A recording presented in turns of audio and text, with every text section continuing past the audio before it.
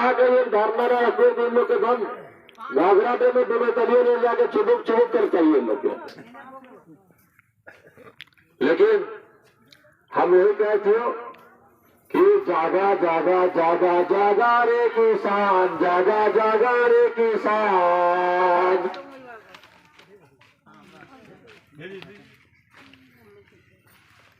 जागा जागा रे किसान, तो और जान, जागा जागा रे किसान। लाइव के माध्यम से आप देख रहे हैं किस प्रकार से पूर्व कृषि मंत्री योगेंद्र साव लोगों की जगाने के काम कर रहे हैं और क्या कुछ लोगों को अवगत करा रहे हैं कि आप जिस तरीके से धरना को मजबूती से बनाए रखेंगे तभी जाकर के हमारी हक अधिकार मिलेगा। और हम सीधा इनसे जुड़ते हैं और हम बात करते हैं। आज धरना प्रदर्शन के पूरे आज 35वां दिन हो चुका है, क्या कुछ कहेंगे? देखिए, ये लड़ाई मामूली लड़ाई नहीं है।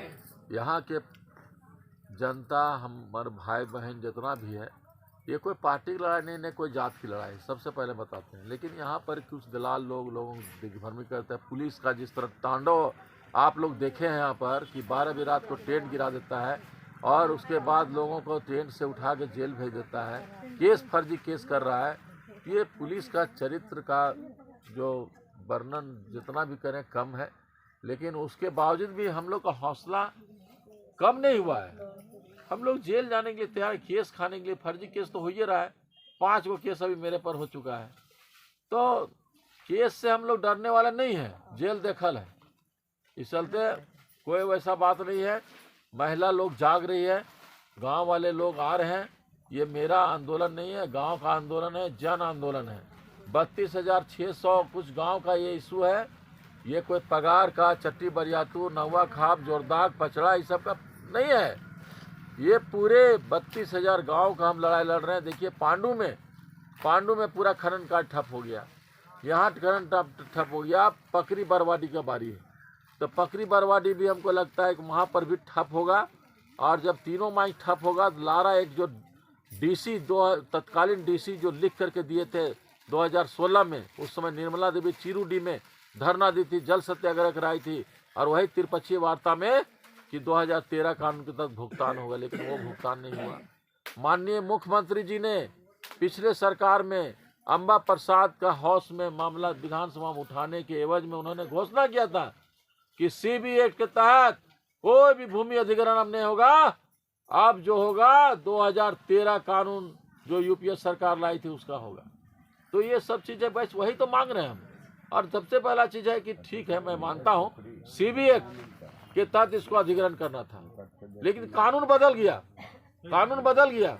और कानून जब बदल गया तो उस कानून के तहत भुगतान होना चाहिए। तब कहाँ गलत मांग रहे हैं? अब पुलिस पार्टी बनती है, पुलिस लठैत बनल है कंपनी का, पृथ्वी का और बीजीआर का, और ये मतलब कंपनी का। ये लठैत क्यों बनी हुए है भाई? पुलिस क्यों आती है? कंपनी वाला क्यों नहीं आती है? कंपनी वाला आती, वार्ता करती, जो आप तुम लिख करके दियो वही तुम्हें एनटीपीसी भी लिख करके दिया है 2013 कानून पेमेंट करेंगे। ये फर्जी केस कर रहा है, तो फर्जी केस कर रहा है तो अब हमको लगता है ओरिजिनल काम करना पड़ेगा और ओरिजिनल केस करना पड़ेगा इन लोग को। जैसा हमको लग रहा है, जैसा इन लोग माहौल बना रहा है, अब ओरिजिनल काम करना पड़ेगा इन लोग को। जो केस चूंकि फर्जी कर रहा है, इसलिए सही केस करे वैसा अब काम करना पड़ेगा। इन अधिकारियों को सबक सिखाना पड़ेगा, तभी हमको लगता है कि हमारा यहाँ अस्तित्व बचेगा। क्योंकि अस्तित्व का लड़ाई है और ये मेरा लड़ाई नहीं है, ये यहाँ का भू रैयत और विस्थापित का लड़ाई। लेकिन अब धीरे धीरे लोग जग रहे हैं। हमारी माता बहनें काफ़ी संख्या में आई है, बूढ़े बुजुर्ग लोग आए हैं, नौजवान लोग आए हैं, तो इनका सबका वेलकम है।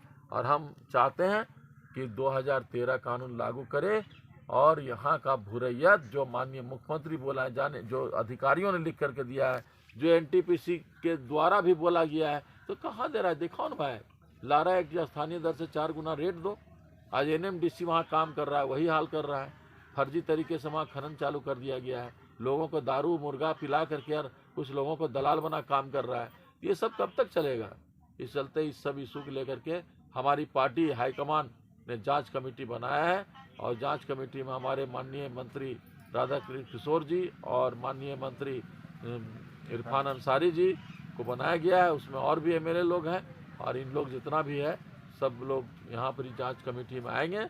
अब हमको लगता है कि कैबिनेट की बैठक है 5 तारीख को, हो सकता है डेट आगे पीछे 1-2 दिन हो, लेकिन निश्चित रूप से आना उनका सुनिश्चित है और उन्होंने आकर के यहाँ पर सारा चीज़ देखेंगे, विस्थापितों का दर्द को समझेंगे, उनकी समस्या को जानेंगे और उसके बाद चाहे गोंदलपुरा का मामला हो, एनएमडीसी का मामला हो, पतरातू का थर्मल पावर का मामला हो, पांडू का मामला हो, एनटीपीसी का पकड़ी बरवाडी का नॉर्थ का मामला हो या पकड़ी बरवाडी का मामला हो, ये सारा मामला चाहे मगध आम्रपाली हर जगह पूरे झारखंड में 32,000 गाँवों का मामला वो उन लोग समझेंगे और इस पर माननीय मुख्यमंत्री से मिल करके जो उन्होंने घोषणा किया था उसको अमल करने के लिए वो बात करेंगे। ग्रामीणों में काफ़ी उत्साह देखने को मिल रहा है कि आला कमान यहाँ पे पहुँचेंगे और यहाँ की गतिविधि को अपने तरीके से देखेंगे, समझेंगे, जानेंगे। लेकिन अभी भी आपने बताया कि 5 तारीख को कैबिनेट बैठक है तो डेट आगे पीछे हो सकती है,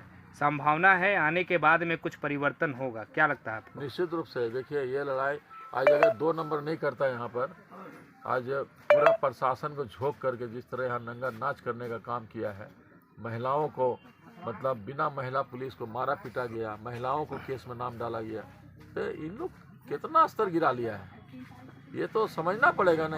तो हाई कमान निश्चित रूप से इस पर गंभीर है और माननीय मुख्यमंत्री जी भी इसमें गंभीर हैं। अभी चूंकि वो बाहर गए हुए थे, ये सब चीज़ संज्ञान में उनका दिया जाएगा और देने के बाद एक अच्छा पहल किया जाएगा और हमारे रैयतों को उसका लाभ मिलेगा। लारा एक्ट 2013 कानून जो माननीय मुख्यमंत्री ने कहे थे वो लागू होने पर पूरे जनता और पूरे विस्थापित भूरैयत निश्चित रूप से उनको लाभ मिलेगा और थोड़ा मोड़ा लाभ नहीं मिलेगा। स्थानीय दर से 4 गुना रेट, अगर यहाँ रेट कम है तो टंडवा और केराड़ी में जो रेट है वहाँ चौक चौराहा का उसका दर से 4 गुना रेट मिलेगा। ये मेरा पूरा विश्वास है और ये हम जंग जीत चुके हैं और बस थोड़ा सा जनता का सहयोग और मिल जाए तो निश्चित रूप से लागू होगा और जनता को लाभ मिलेगा। किस तरीके से जनता का सहयोग मांगते हैं आप? जनता का सहयोग यही मांगते हैं, जो लोग घर में सोते हैं हम चाहते हैं लोग यहाँ सोए। ये धरना मेरा नहीं है, टेंट मेरा नहीं है और घर में रह करके लड़ाई लड़ी नहीं जा सकती है। आज हम लोग घर से बाहर होकर के 1 महीना से लगातार हम और पूर्व विधायक निर्मला देवी यहाँ पर पड़े हैं। उसके पहले भी 1 अगस्त से हम लोग झुमरी टाण में धरना पर बैठे थे। ये पार्ट 2 31 तारीख से स्टार्ट हुआ है और लगातार हम लोग यहाँ पर हैं और जनता के लिए है, कोई अपना व्यक्तिगत मेरा लड़ाई नहीं है। लारा एक्ट लागू होता है तो कोई जोगिंदर साहब और निर्मला देवी को फायदा नहीं होने वाला है, ये एक आम जनता को फायदा होगा। लेकिन जनता को मैं आह्वान करता हूँ आपके माध्यम से कि इस लड़ाई में बढ़ चढ़ कर हिस्सा ले और एक कंपनी को ईंट सेट बजाने का काम करें, तभी ये कंपनी हम लोग के सामने झुकेगी और मेरी मांग को पूरा करेगी। कुछ लोग कहते हैं कि ये स्वार्थ की लड़ाई है, ये उनकी खुद की अपनी लड़ाई है, जनता को बस ऐसी झोंक रहे वो, क्या कुछ कहेंगे आप? देखिए हमने आंदोलन किया, 2004 से आंदोलन किए। हमारी पत्नी पूर्व विधायक निर्मला देवी की, हमारी बेटी अम्बा प्रसाद की और 5 लाख से 25 लाख मेरा परिवार कराया। अब उसमें से अगर 1 रुपया भी जोगिंदर साहब, निर्मला देवी, अम्बा प्रसाद को मिला होगा तो हम यहीं पर कुर्ता पजामा खोल करके और राजनीतिक से संन्यास ले लेंगे। लेकिन ये इसमें जनता का फायदा हुआ और हम लोग बीजेपी शासनकाल में जेल जाने का तरी पार होने का हम लोग का ये करना पड़ा। तो आज जो है लड़ रहे हैं। लारा एक्ट 2013 लागू होगा, जोगिंदर साहब को क्या फायदा होगा? भूरैयत के हैसियत से हमको भी उसका लाभ मिलेगा। लेकिन क्या 2013 कानून लागू होगा तो क्या खाली जोगिंदर साहब को फायदा होगा, आम रैयतों को फायदा होगा? ये सवाल मैं आपसे पूछना चाहता हूँ। और माननीय मुख्यमंत्री ने घोषणा की है 2013 लागू करने का होने का, तो क्या उससे क्या मतलब माननीय मुख्यमंत्री को फायदा हो जाएगा कि रैयतों को फायदा होगा? ये यूपीए सरकार की लाई हुई योजना है, ये कानून है और यूपीए सरकार हमेशा गरीबों को हित में रख करके कोई योजना या कोई कानून लाती है। उसी का नतीजा है कि 2013 लाया गया था, लेकिन इसको बीजेपी सरकार ने इसको अमेंडमेंट करके कंपनियों को लाभ पहुंचाने के लिए ये घृणित कार्य किया है, जो कि इसको हम लोग माननीय उच्च न्यायालय में भी गए हैं और हमको लगता है कि इसमें हम 200% जीतेंगे और जनता को और रैयत को इसका लाभ मिलेगा। जैसे कि आपने सुना कि पूर्व मंत्री योगेंद्र साव ने बताया कि ये लड़ाई मेरी लड़ाई नहीं है, ये लड़ाई पूरी 32,624 गांव की लड़ाई है। और यहाँ के स्थानीय लोगों को, यहाँ के भू विस्थापित लोगों से भी उन्होंने कहा कि जो